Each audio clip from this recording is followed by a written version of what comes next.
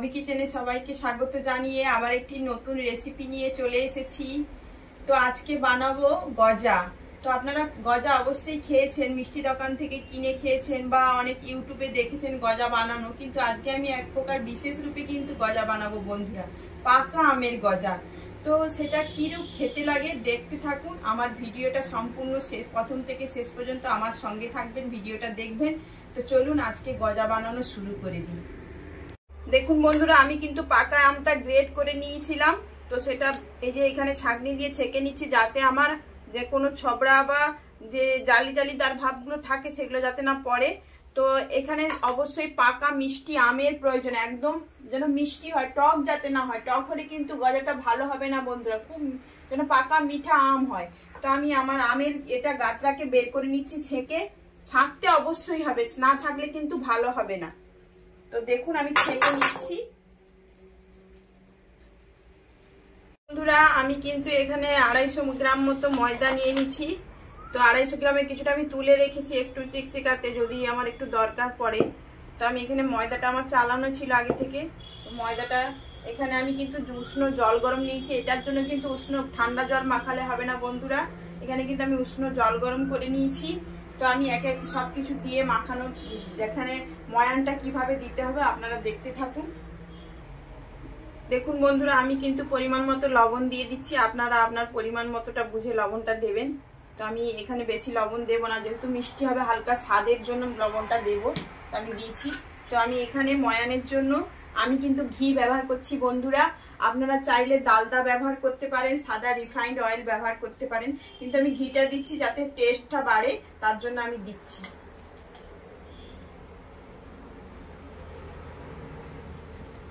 তো আমি এখানে 3 চামচ ঘি নিয়ে নিচ্ছি, যাতে ময়দাটা পারফেক্ট ময়ান হয়। দেখুন বন্ধুরা, আমি কিছুটা কালো জিরা নিয়ে নিয়েছি। তো আমি কালো জিরা লাগবে, তাই কালো জিরা দিয়ে দিচ্ছি। তো আমি কিছুটা খাবার সোডা দিয়ে দেব, 1 চিমটে মতো দিয়ে দেব, বেশি দেব না। দেখুন আমি দিয়ে দিলাম। দেখুন বন্ধুরা, আমি কিন্তু আমুল দুধ 1 চামচ দিয়ে দিচ্ছি, কারণ এটা টেস্টের জন্য। তো আপনারা চাইলে দিতে পারেন, নাও দিতে পারেন, তো আমি টেস্টের জন্য দিচ্ছি। দেখুন বন্ধুরা, আমি কিন্তু সমস্ত ময়ানের উপকরণ দিয়ে দিচ্ছি। তো এটাকে ভালো করে ময়ান মেখে নিচ্ছি, ময়দাটাকে আপনারা ভালো করে মেখে নেবেন। তো আমি এর জন্য গরম জল করে নিয়েছি, গরম জলটা আস্তে আস্তে দেবো। তার আগে কিন্তু আমি আমের পাখিটা দেব, যেহেতু গজাটা তৈরি হবে পাকা আমের ফ্লেভারে। তো আমের গজাটা আমি যেহেতু বানাবো, তার জন্য আমি আমের পাখিটা দেবো। তার জন্য আমি আগে ময়ানটা ঠিকঠাক আছে কিনা আমি দেখে নিচ্ছি, তারপরে আমি দেব। দেখুন বন্ধুরা, আমার কিন্তু ময়ানটা হয়ে গেছে। তো এরূপ আমি মুঠা করে নিচ্ছি, দেখছেন ডালা পাকি দিচ্ছি, কিছুই হচ্ছে না। তো আমি হাত দিয়ে ভাঙলে কিন্তু এটা ভাঙা হবে, তার আগে হবে না।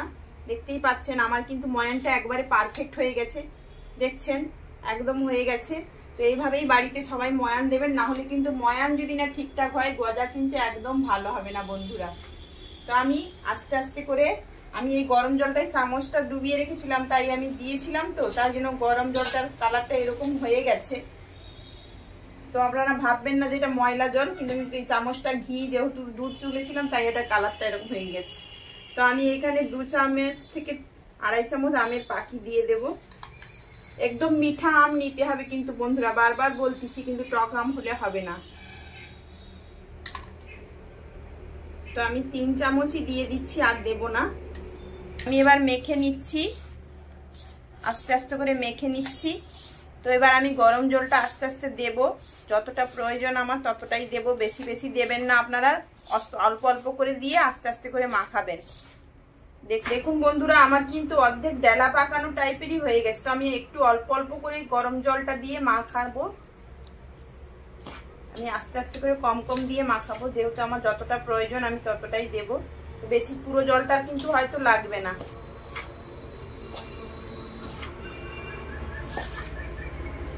একদম কিন্তু শক্ত শক্ত করে মাখাতে হবে বন্ধুরা, একদম একদম ময়ানটা একদম লুচির মতো নরমও হবে না, তুলতুলেও হবে না, আর একদম প্রচুর একদম এর মতো একদম যেরকম রুটির জন্য আমরা মাখি আটা সেরকম মাখাবো। তো বেশি দাববো না, আমরা শুধু মাখিয়েই ডোটা বানিয়ে নেব। সেরকম ভাবে আমাদেরকে জলটা দিয়ে মাখাতে হবে।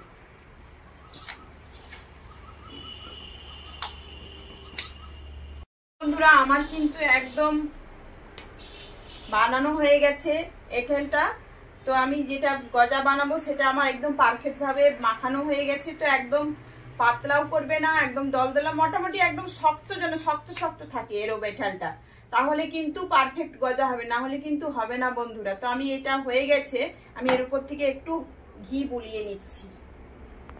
তো আমি এটাকে একটু ঘি বুলিয়ে রেখে দিচ্ছি।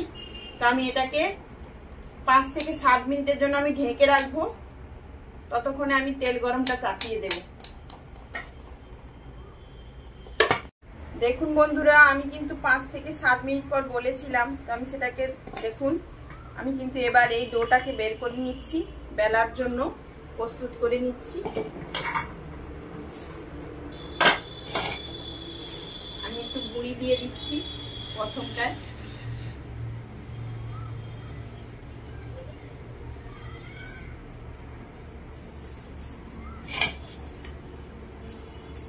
প্রথমে কিন্তু আমি বন্ধুরা হাত দিয়ে চেপে চেপে সরিয়ে নিচ্ছি, পাতলা করে নিচ্ছি।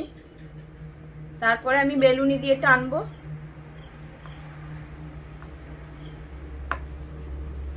আপনারাও এরকম করে চেপে চেপে সরিয়ে নেবেন। তো এখানে কোনো লেয়ারের ঝামেলা নেই, কোনো কিছু নেই।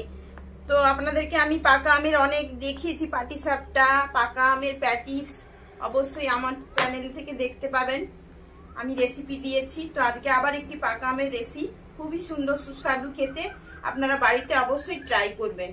তো আমার সম্পূর্ণ ভিডিওটা দেখতে থাকুন, আমি কিভাবে বানাই দেখবেন, দেখলেই কিন্তু আপনারা বাড়িতে বানিয়ে খেতে সহজেই পারবেন। বন্ধুরা আমি কিন্তু এবার এটাকে হালকা করে বেলে নেব, বেশি বেলবো না, হালকা করে বেলে নেব। এটা যদি 1/2 ইঞ্চি যত মোটা থাকে সেরকম করেই বেলবেন। তো আমি এটাকে চৌকো শেপে করে নেব আস্তে আস্তে করে।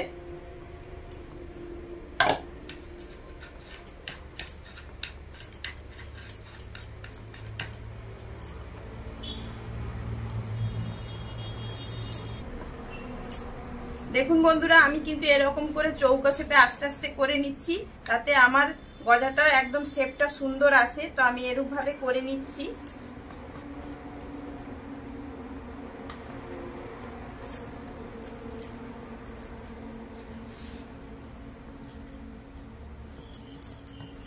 আপনারাও এরকম করে নেবেন, সুন্দর আসবে শেপটা কিন্তু বন্ধুরা।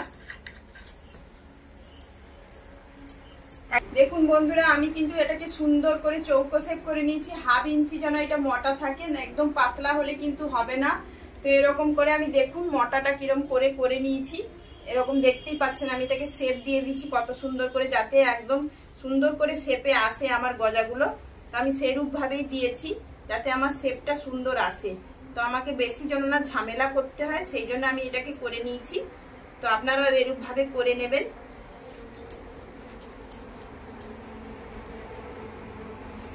আমার কিন্তু সুন্দর করে শেপটা দেয়া হয়ে গেছে। তো আমি এটাকে কেটে নিচ্ছি, আপনারা আপনাদের মতো করে যেমন সাইজে পারবেন কাটবেন। তো আমি এটাকে সুন্দর করে কেটে নিচ্ছি আমার শেপে।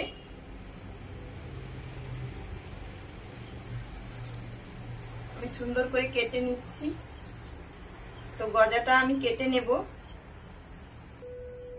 আমি একদম ছোট ছোট করব না, দেখতে যাতে ভালো লাগে, একটু দোকানের মতো যেরকম বড় বড় হয় আমি ওই রকম করেই করব।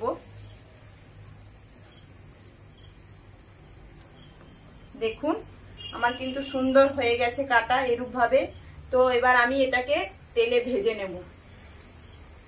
আমি কিন্তু তেলটা গরম কড়াইতে চাপিয়ে দিয়েছি। এটা কিন্তু এইটা সবথেকে পারফেক্ট আরেকটা স্টেপ, আপনাদেরকে সেটাকে দেখতে হবে ভালো করে। তেলটা কিন্তু বেশি গরম হলে চলবে না, হালকা হিটে ছাড়তে হবে। তো আমি সেটা একদম কড়া পাকের হিট হলে চলবে না, একদম ধিমি উনান আঁচ রাখতে হবে, নাহলে আপনারা না পারলে গ্যাসে করবেন। তো দেখুন আমি এক একটা ছেড়ে দিচ্ছি। দেখুন হালকা হালকা বুদবুদ দেওয়ার পরে কিন্তু উঠবে, এখন কিন্তু উঠবে না। তো এরকম আছে কিন্তু ছাড়তে হবে বন্ধুরা। তো আমি একটা একটা ছেড়ে দিচ্ছি, দেখুন।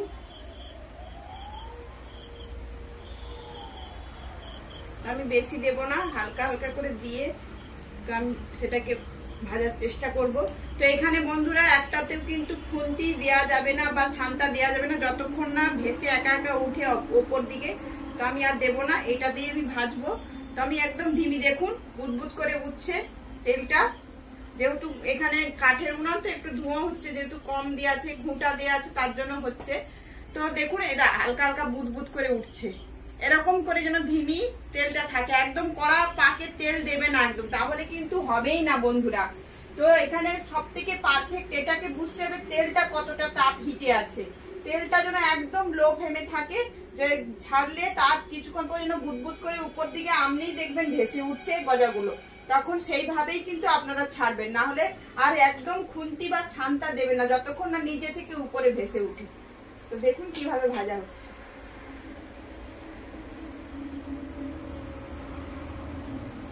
দেখুন কিভাবে বুদবুদ করে উঠছে। দেখুন বন্ধুরা আমার কিন্তু আমি দিয়েছিলাম কিন্তু একটু বড় করেছিলাম, তবে আরো বড় বড় হয়ে দেখুন ফুলে গেছে কতটা। তো আস্তে আস্তে দেখুন উপর দিকে উঠে গেছে। তো দেখুন আমি একটু দেখছি অবশ্য, তো আপনারা দেখুন কতখানি করে ফুলে গেছে। আমি একটু হালকা শুধু নাড়িয়ে দিচ্ছি, তো বেশি করে ই করবেন না, ভেঙে যাওয়ার চান্স থাকে বেশি। আমি একটু হালকা নাড়িয়ে দিচ্ছি, এদিকটা একটু ঘুরিয়ে, কারণ আমার এপাশটা একটু জ্বালনটা কম লাগছে, তো তাপটা মুখের কাছটা আমি এই দিকটা ঘুরিয়ে দিচ্ছি এই সেটটাকে। আমি কিন্তু এখনো উল্টাচ্ছি না বন্ধুরা, আমি শুধু ঘুরিয়ে দিলাম ওই দিকটা। ওইদিকে একটু জ্বালনটা বেশি আছে, তাপ আছে, তার জন্য আমি ঘুরিয়ে দিলাম। দেখুন কত বড় বড় হয়ে ফুলে গেছে গজাগুলো। তো এখানে আমনিতেই দেখবেন এখানে কোনো লেয়ারের ঝামেলা নেই, কোনো কিছু লেয়ার দেওয়ার দরকার নেই। আমনিতেই কিন্তু এটা সহজ একদম পদ্ধতি। তো এরূপ ভাবে বানিয়ে খাবেন। আর আমের, তার কারণ আমের আর আমল দুধের গুঁড়োটা দিলে কিন্তু আরো টেস্ট, একটা আলাদা সম্পূর্ণ ফ্লেভারে গজাটা খাওয়া। তো আপনারা বাড়িতে মানে এত সুন্দর করে বাড়িতে বানাবেন, দেখবেন কত সুন্দর খেতে লাগে, আপনারা নিজেরাই বুঝতে পারবেন। তো আমি একটা উল্টিয়ে নিচ্ছি, দেখুন আমি একটা উল্টিয়ে নিচ্ছি, আস্তে আস্তে করে উল্টে নিচ্ছি। দেখুন লাল হয়ে গেছে, তো আমি এবার উল্টিয়ে নিচ্ছি। যেহেতু লাল হয়ে গেছে তো আমি এক হাত দিয়ে উল্টিয়ে নিচ্ছি।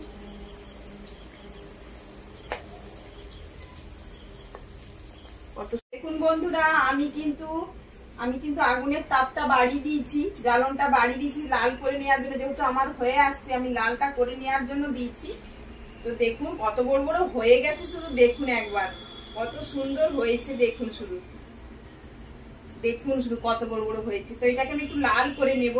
তো আমের যেহেতু এটা দেওয়া আছে, আরো কালারটা আমাকে ফুড কালার আর ব্যবহারই করতে, অনেকে ফুড কালার দেয়, তো আমের ফ্লেভার তো পাবেন, ফুড কালার আর দেওয়ারই প্রয়োজন পড়বে না। এত সুন্দর কালার এসছে গজাটা, দেখুন শুধু একবার কত সুন্দর হয়েছে। তো আমার এটাকে হাই মানে আপনারা যদি না পারেন অবশ্যই গ্যাসের চুলাতে করার চেষ্টা করবেন, কেননা উনানে অনেকটা আমরা বাগ করতে পারি না। আমরা করি যেহেতু আমাদের প্রত্যেক দিনের অভ্যাস, তো আমরা সেটাকে বাগ করতে পারি, তো অনেকে সেটা পারবে না। তো গ্যাসে করা অবশ্যই উচিত, গ্যাসে করলে কিন্তু গজাটা সুন্দর হবে। না হলে এখানে তাপের বিশেষ করে পরিমাণটা জানা দরকার, তাপের পরিমাণটা না জানলে কিন্তু গজাটা সুন্দর হবে না। দেখুন কত সুন্দর হয়েছে, শুধু দেখুন।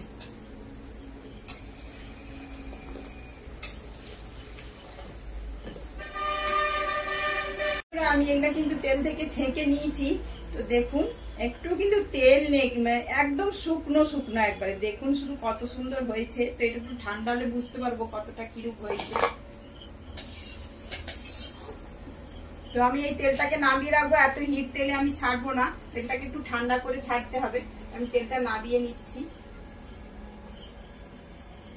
দেখুন বন্ধুরা আমি কিন্তু তেলটাকে আবার ঠান্ডা করে কড়াইটা বসিয়েছি, দেখতেই পাচ্ছেন আমি ধরে নিয়েছি কড়াটা। তো আমি হালকা হিটে আবার দিয়ে দিচ্ছি, যেহেতু একদম হিট ছিল তেলটাকে আমি নামিয়ে ঠান্ডা করেছি। তো বাদ বাকিগুলো আমি আস্তে আস্তে দিয়ে দিচ্ছি। দেখুন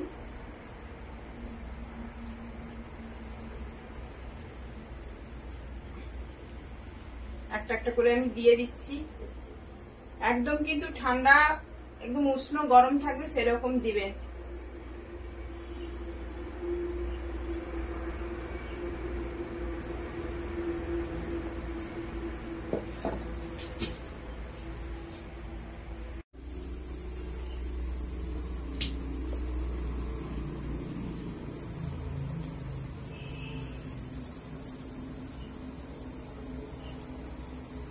দেখুন আমার কিন্তু বুদবুদ করে উঠতে আরম্ভ হয়ে গেছে, ফুলে যাচ্ছে আস্তে আস্তে এইগুলো।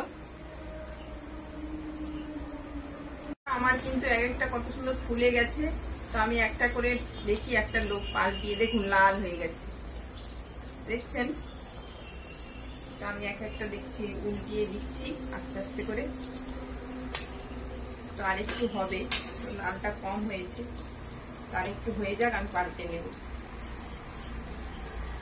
আমার কিন্তু এইগুলো ভাজা হয়ে গেছে। তো আমি এক একটা তুলে নিয়ে এবার চিনি সিরাপটা বসাবো। দেখুন বন্ধুরা, আমি চিনি সিরাপ বানানোর জন্য এক বাটি চিনি নিয়ে নিয়েছি। আমি দিয়ে দিচ্ছি চিনিটা। এই বাটির মাপে আমি 2 বাটি জল দিয়ে দেব।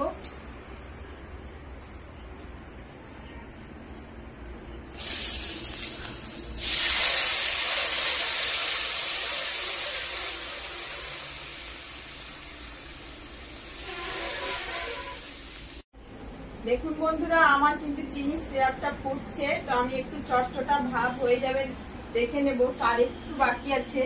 দেখুন আমার গজাগুলো কিভাবে খাস্তা হয়েছে কিনা আপনাদেরকে দেখিয়ে দিচ্ছি।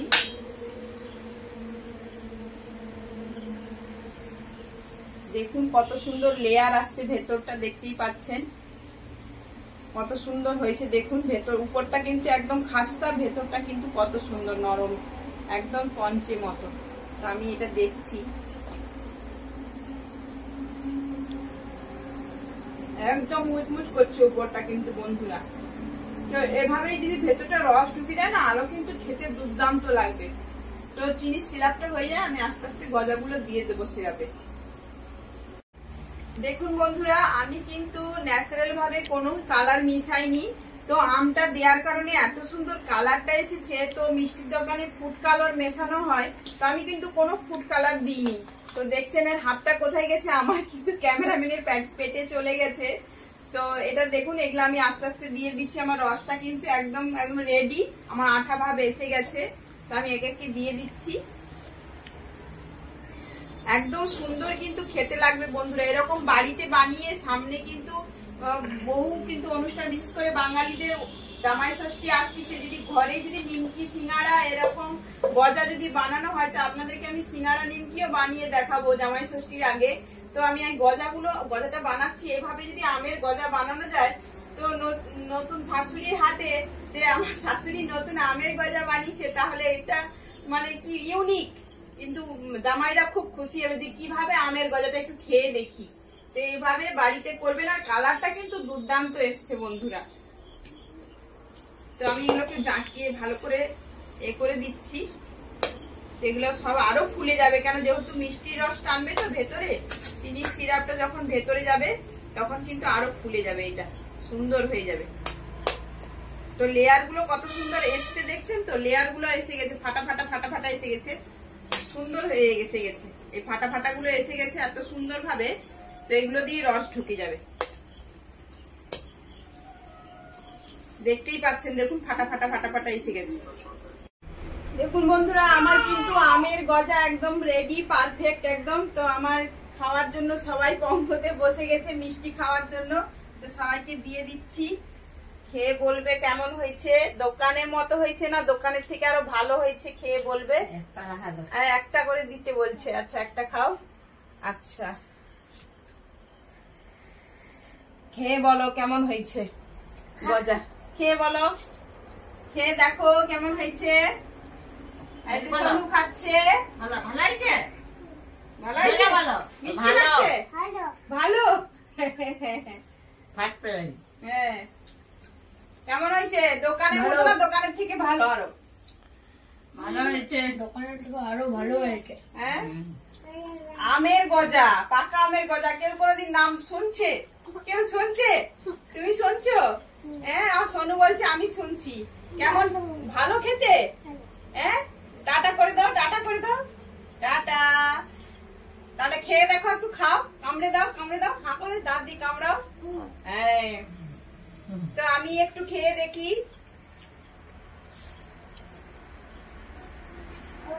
খুব সুন্দর হয়েছে কিন্তু বন্ধুরা, দেখুন ভেতরটা দেখুন, একদম কিন্তু পারফেক্ট, একদম ভেতরে রসালো, একদম ভেতরে, বাইরটা কিন্তু একদম খাস্তার মতো শুকনাই আছে, সুন্দর রস ঢুকে গেছে ভেতরে।